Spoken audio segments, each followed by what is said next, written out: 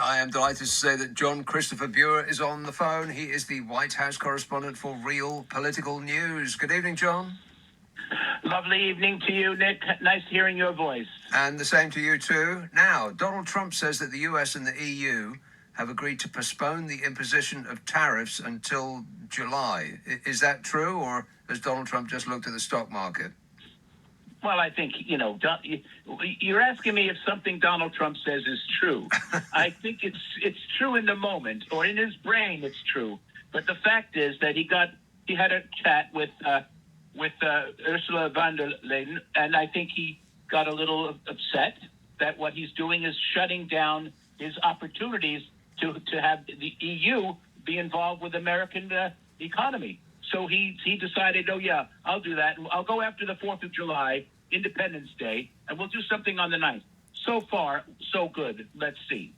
Yeah, but that's no good for businesses, is it? I mean, he's just upended the entire world. He's shaken it up like a snow globe to the point that no business has any idea what they're doing, what their terms of trade are going to be like.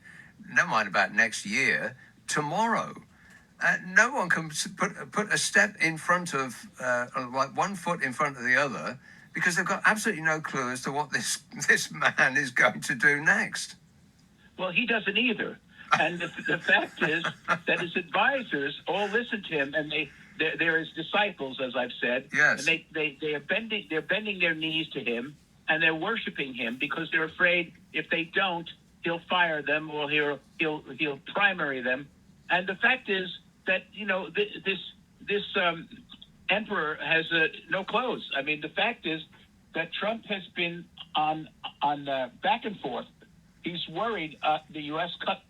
consumers, and they're right to feel the effects this month, because what happened was, and now the Europeans will feel this too, because with his crazy tariffs, he's raised the prices of everything. So what did the Yanks do? We went out and bought everything. We bought cars, we bought radios, we bought doll clothes, we bought dolls, we bought plastic things for our kids, because we wanted to stock up on them, because we knew the price would go through the ceiling. And now we don't need to buy anything anymore. So he's going to be really stuck with that, because no one's going into the stores are empty, and he's telling Walmart to suck it up and to eat your costs. And this is not the American way.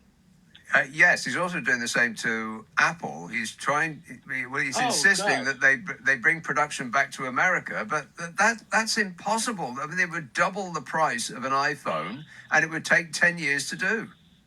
Yeah, I mean, there's nothing set up in America to make these iPhones.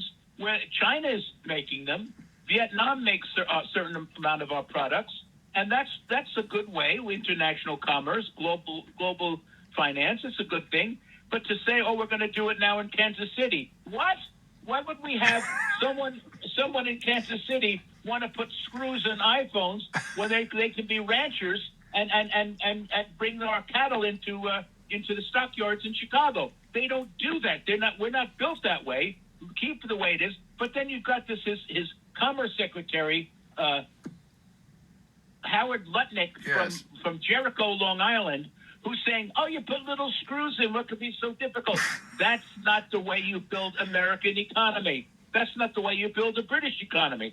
So I think it's just crazy that he's doing this, and he buys it. His MAGA followers will buy it until they have to go to the store on Tuesday, because Monday is our Memorial Day, and everyone is off. Well, I understand that Donald Trump doesn't really know what he's doing, and he has no clue about business. Every business he's ever touched has nosedived into the ground. He couldn't even make money running a casino. It's incredible. But the people that he surrounds... Nor his Trump steaks, nor his Trump wine, nor his Trump... You name it, yeah. The Trump signature on it, it's condemned. That's right. Six businesses he's lost. Yes. He's in bankruptcy court, more than anyone I know, and I know plenty of people in business, and he's a disaster. But the people that he surrounds... Here comes the but. The people he surrounds himself with, they have become successful businessmen, like Lutnick, like Besant, And yet, and they must know that what they're saying, what they're agreeing with, is completely insane and totally the opposite of the truth. But they're standing there nodding their heads saying, yeah, that's right. Well, for now they are. You remember what happened in Nuremberg? Don't want to get too heavy on you. But I mean, some of these guys are bright. Some of these guys are bright. You know, Benson's not an idiot, and but they cannot say no to him. I don't know what he's got. I know plenty of people who know. I knew him in New York. I've known him since for many, many years. He's always been this way. You know, he was thrown out of private school. He went to a so-called military academy. Then he went to college for 2 years, and he was switched to Wharton because his old man got him in there. And they don't even remember him. He's got a BS from Fordham. That's it. End of story. He could not get into Fordham Wharton. Sorry. Yeah, he couldn't get into Harvard, and he couldn't get one of his idiot sons into Harvard either, and that probably informs why he's so upset with them. Well, not only is he upset with his sons because they couldn't have gotten into Harvard. No, I don't mean his sons. I mean he's upset with Harvard. Well, I got a better one for you.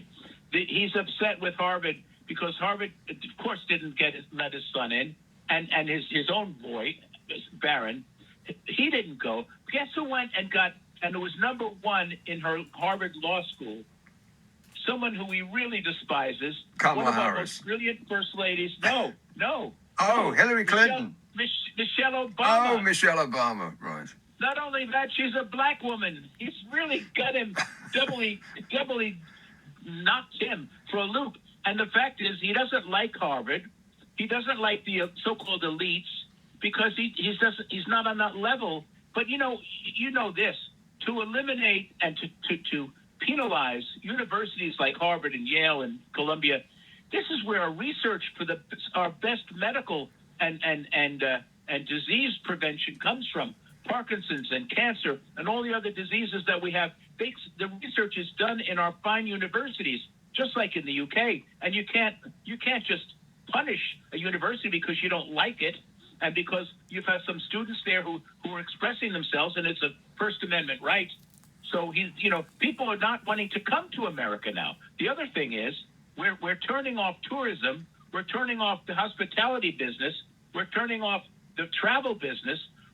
Where God help us, Europeans don't want to come here because they're afraid they'll get picked up, locked up, and have their passports taken away. Yeah, and he hates good reason. Harvard. With good reason, they're frightened about that because we hear stories about just that on a daily basis here now.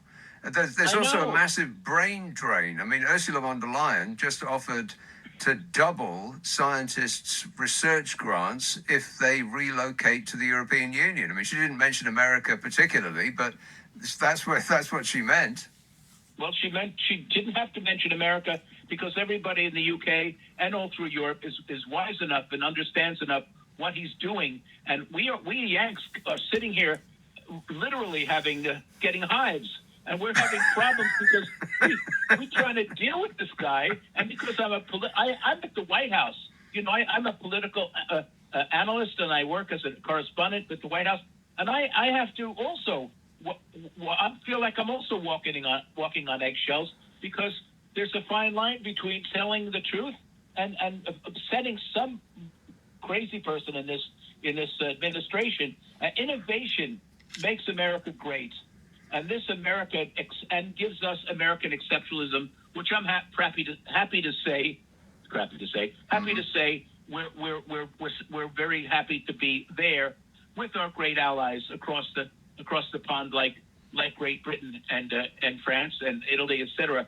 And I think it's just amazing. And we've got our Memorial Day tomorrow, and we're celebrating. Well, we don't celebrate, but we're commemorating the loss of life and those people who served in the armed forces. And, I was on the beach at Normandy with my wife walking, and I just couldn't believe it. I just sat there and I weep because this is where we all came together. And we don't want to lose that. We don't want to lose that continued alliance with our allies and those people we work with, and we make livings together, and how we save our country from the force. And he wants to I know you wanted to talk about this. He wants to do a parade. Yeah. He wants to have a parade with God knows 600 troops and tanks and skydivers. And you know, if you know what it's like to put a tank on the streets of Washington D.C. and you know what those 3-4 ton tanks. Yeah. I mean those huge Persian tanks, whatever they're using nowadays. Mayor Bowser, our wonderful mayor, she forbade him the last time to come and do his parade on the streets of Washington because it would have destroyed the streets. Now he's made that he's connected somehow with the 250th anniversary of the United States Army, right, which was founded 250 years ago. Now, my goodness, the guy, Mr. Bone Spurs, he's got 5 deferments. He was never in the Army, but he's now celebrating the Army. And he went to West Point the other day with his MAGA hat on. Yeah, I know. And he talked about he's more persecuted. This one you may not have heard, but since I was on Alcatraz, and I would never forget, he said, I've been persecuted more than the late, great Alphonse Capone. Yeah, the late, great. I mean, Alphonse Capone, give me a break. He was the original Chicago mobster. And he's equating himself with Al Capone.